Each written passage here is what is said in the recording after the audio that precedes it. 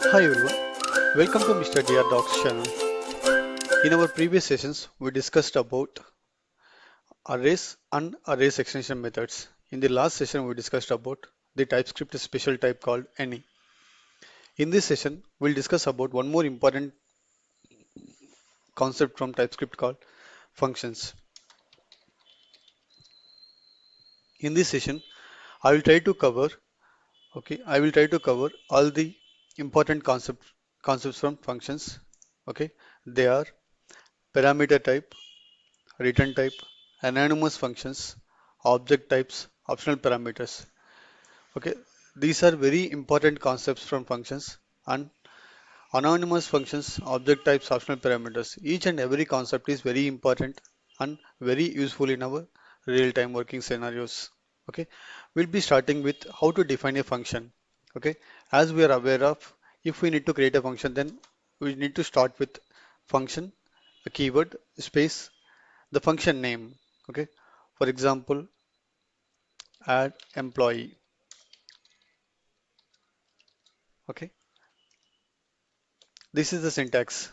Okay, function keyword space function name and enclosing with brackets and flower brackets which contains body.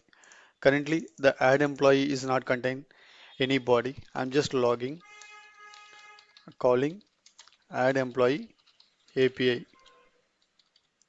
Okay, to invoke this function, just to copy the function name and enclose with brackets. That's it. Okay, if you see here, right? If you see here, it not contains any parameters and it is gonna return the type void. Okay, this is how we will define a function and invoke the function. Okay, this is called define a function. At the same time, invoke a function.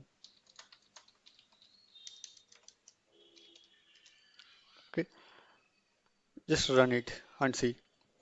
Okay, we invoked a function and currently this is not having any API invocation or any body. That's the reason we're just logging the console, calling add employee API. Okay, in our further session, we'll be taking one real-time scenario and we'll invoke API with the help of fetch. Okay, this is to define a function. Next is like parameter type. Okay, just assume we are creating a function with get employee is the function name which contains two parameters. One is employee ID and we are defining the type as well, which is number, employee name, which is string. Okay, and we are making a call to get the employee information based on the employee ID and employee name respectively. We know how to invoke this function. Just copy the function name and if you overrun it, currently it is accepting two parameters, the type employee ID with number, the type employee name with string, employee ID and employee name Rama. Okay, and its type is void because we are not returning anything. It is simply void type.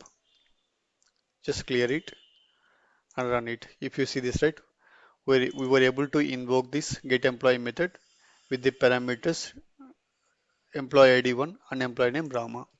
Okay, let me create one more function and assign a return type as well. Okay, it's always a good practice to assign a return type as well. Add number.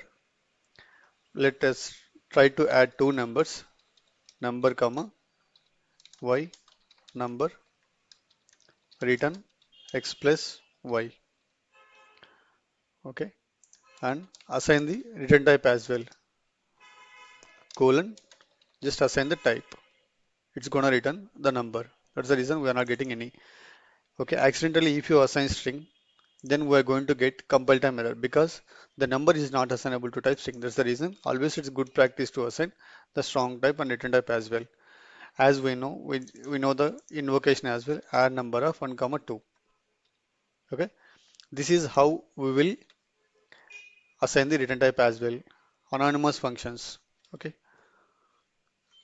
As we have seen a lot of examples from anonymous functions. Anonymous function is simply a callback function. A callback function. Okay. The name itself suggesting us anonymous is nothing but the function without name. Okay. Let me create a function without name.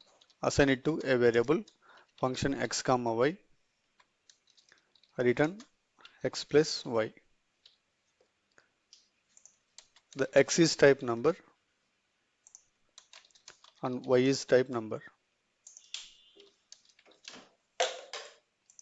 and we are returning the addition of 2 x plus y, and the same way we can be able to assign the return type as well.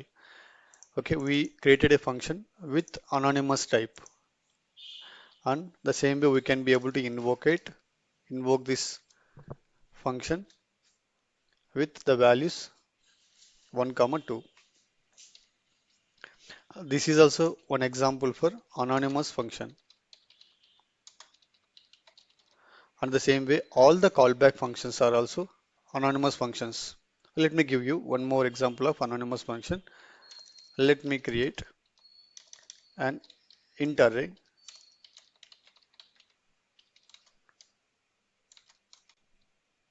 Okay, int array. The type is number, which contains three values. Int array dot for each. If you overrun it, it's a callback function which will accept three parameters. Like it contains three values. That is value of each value, comma index, and by default the int array, and it's gonna return the void. Means all the callback functions will not have a type or name. All callback functions will not have a name. These all callback functions will call it as an anonymous functions. Okay. Based on the usage, we can be able to create our own anonymous functions as well. In our next session, I will show you how to create an anonymous function with in detail explanation. Okay. This is how we'll be utilizing these anonymous functions as well. Object types. This is one of the important concept from important concept from functions. Okay, let me show you what is this object type. As we know, object is simply constant. Okay, before going for the explanation of object types, if you observe here, while getting the employees information, we are passing employee ID comma employee name. Just assume in the same way we have lot of parameters like employee ID, employee name, salary, like this. Similarly, we have a lot of functions. In this case, it's not a better practice to pass all the parameters like this. Okay, in this instead of this, it's better to have a object to be defined. Object to be defined. For example, how to do that? Interface employee have all these parameters as properties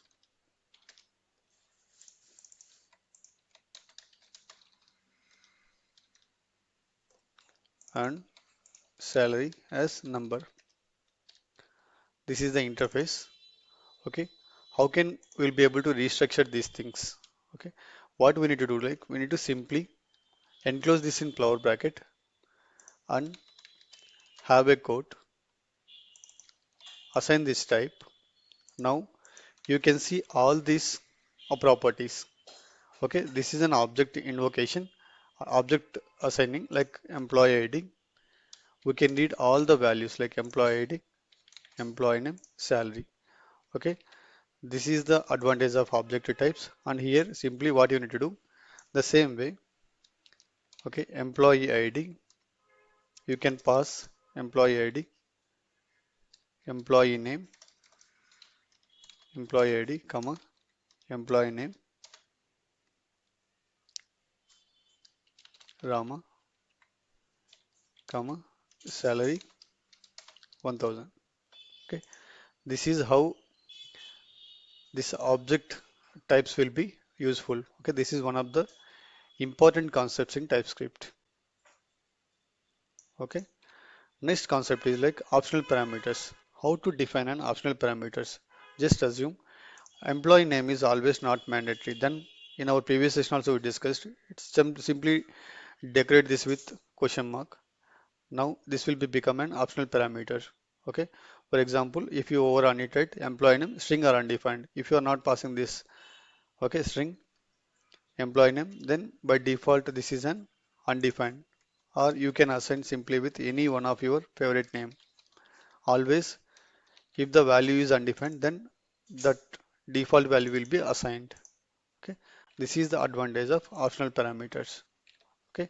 As per my experience, functions is one of the most important concepts in TypeScript. Okay. Thanks for watching Mr. Dear Docs channel. We'll come up with one more important concept in our upcoming video.